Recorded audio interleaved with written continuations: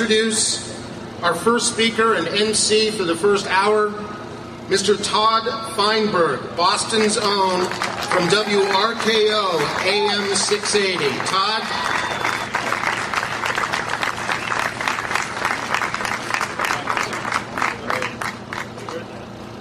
How you doing? Good. Have you heard about, this is very important, I hope you've heard about it, the death of Michael Jackson? No? Apparently people aren't familiar with that. I raise the issue because I think you can't? All right, I'll talk louder.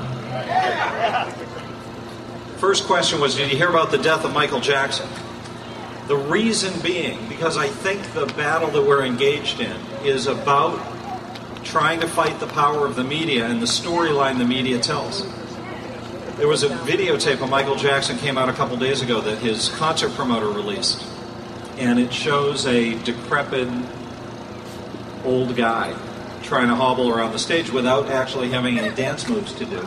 And the media coverage of it has been glowing about how good he looks and how healthy he looked and how good he was doing in the rehearsals for his tour that was supposed to be happening starting mid-month. And I read story after story. There was one on the CBS News website. It said, rehearsals filled with possibilities. I'm doing all I can do. It's the microphone. And the idea that they were pushing Michael Jackson's performance like it was filled with possibilities they were seeing on this tape when there were no possibilities indicated on the table. And I started thinking about that with the election cycle we've just been through.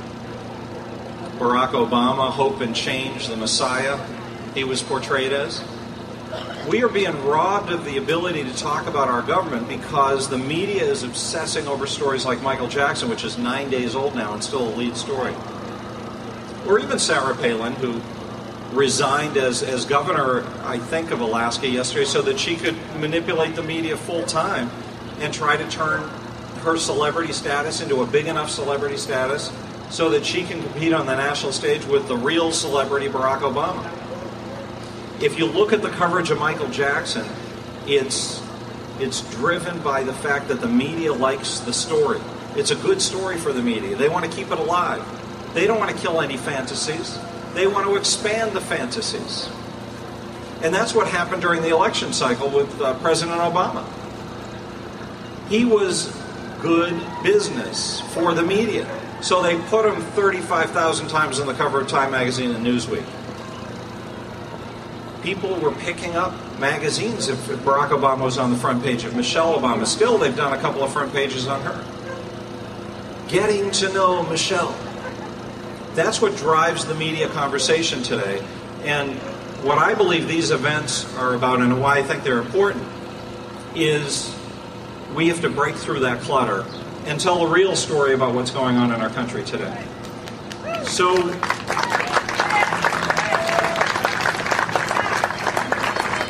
we've got a ton of people who are going to tell that real story today.